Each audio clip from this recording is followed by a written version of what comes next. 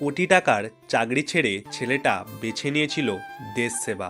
Kharagpur IIT প্রাক্তনী এখন একজন IPS officer, যিনি মাত্র কয়েক বছরের সার্ভিস জীবনে 550 জন নারীকে পাচারের হাত থেকে বাঁচিয়েছেন। তার নাম রাজ তিলক রসান।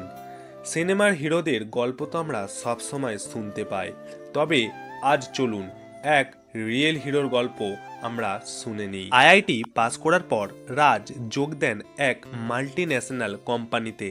এরপর বিদেশে 5 বছর কাজও করেন। তার বার্ষিক বেতন কোটি টাকারও বেশি। এই জায়গায় পৌঁছাতে পারলে অনেকেরই আর কিছু চাওয়ার থাকে না, কিন্তু রাজের ভেতরে জন্মায় এক অস্বস্তিকর প্রশ্ন। কী প্রশ্ন সেটাই জেনে নিই চলুন। সে এক সাক্ষাৎকারে বলেছেন, আমি তখন প্রফেশনাল ক্যারিয়ারের একেবারে শীর্ষে। একদিন তার হঠাৎ মনে হলো, দেশের জন্য কি করলাম? এই একটা প্রশ্ন সব কিছু উলটপালট করে দেয়। তারপরেই তিনি প্রস্তুতি নেন সিভিল সার্ভিসের। প্রস্তুতি লক্ষ্য একটাই, আইপিএস হয়ে দেশের জন্য কিছু করব। তারপর বাড়ির লোক এই সিদ্ধান্তে একদম সাই দেয়নি। অনেক কিছুই বলতে শুনতে হয় সেই অফিসারকে। রাজ জানতেন এই ঝুঁকির মধ্যেই লুকিয়ে রয়েছে তার জীবনের সার্থকতা। তারপর খানিকটা সময় লাগলেও 2013 সালে তিনি আইপিএস অফিসার হয়ে দেখান সবাইকে। তার ফার্স্ট পোস্টিং পড়েছিল মহারাষ্ট্রে। তখন মহারাষ্ট্রে নানা জেলায় নানা জায়গায় শিশু ও নারী পাচার চলছে খুব রমরমিয়ে। প্রায় প্রতিদিনই কেউ না কেউ নিখোঁজ হচ্ছে। নিখোঁজদের কাউকেই খুঁজে পাওয়া যেত না। দায়িত্ব নেয়ার পর রাজ প্রথমে পুরনো মিসিং কেসের ফাইলগুলো খুঁজে দেখেন, কিন্তু সেখানে তিনি কিছুই পায় না।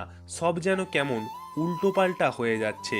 রাজ বোঝেন শুধু কয়েকজন অপরাধীকে ধরলে সমস্যা মিটবে না, পুরো তদন্ত পদ্ধতিটা বদলাতে হবে। এখানেই কাজে আসে তার মেধা আর বিশ্লেষণ ক্ষমতা। তিনি তৈরি করেন একটি নতুন ব্যবস্থা, স্ট্যান্ডার্ড অপারেটিং প্রসিডিওর, বা সংক্ষেপে বলে এসওপি। এই এসওপি ছিল এমন একটি কাঠামো যার সাহায্যে দ্রুত তদন্তের পদক্ষেপ নেওয়া যেত, যেখানে ভিকটিমসের জীবন 360 ডিগ্রিতে দেখা যায়।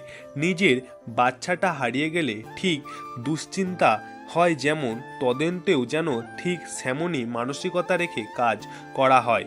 তার মতে শিশু পাচারকে শুরু থেকে হিউম্যান ট্রাফিকিংয়ের দৃষ্টিভঙ্গিতে দেখতে হবে।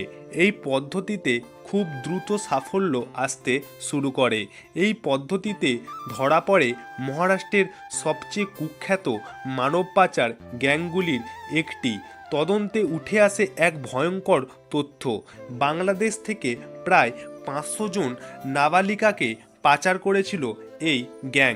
তারপর রাজ এখানেই থেমে থাকেননি। এলাকার স্কুলগুলিতে পুলিশের টিম পাঠান। নিয়মিত স্কুল পড়ুয়াদের শেখানো হয় গুড টাচ আর ব্যাড টাচের পার্থক্য। অভিভাবকদেরও সচেতন করা হয়। এরপর বিপজ্জনক এলাকাগুলিতে ছদ্মবেশী পুলিশ মোতায়েন করা হয়। উদ্দেশ্য একটাই, পাচারকারীদের হাতে নাতে ধরা। 2017 সালের মধ্যে পালঘর জেলার মিসিং কেস সলভ হয় প্রায় 90%। নারী ও শিশু মিলে মোট 500 জন উদ্ধার হয় কয়েক বছরের মধ্যে। এই অসাধারণ কাজের কথা 2019 সালে প্রকাশ্যে আসে। আজ রাজ তিলক রসান নাগপুর পুলিশের ডেপুটি কমিশনার হিসাবে কর্মরত।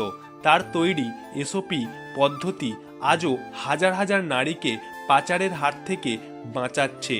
আমরা এই গল্প থেকে বুঝতে পারি, সাফল্য মানে হাজার হাজার টাকা রোজগার নয়, কোটি টাকার চাকরি ছেড়ে যিনি মানুষের জন্য লড়াইয়ের পথ বেছে নিয়েছিলেন, তিনি আমাদের সময়ের রিয়েল হিরো। আপনাকে স্যালুট রাজ তিলক রসান স্যার।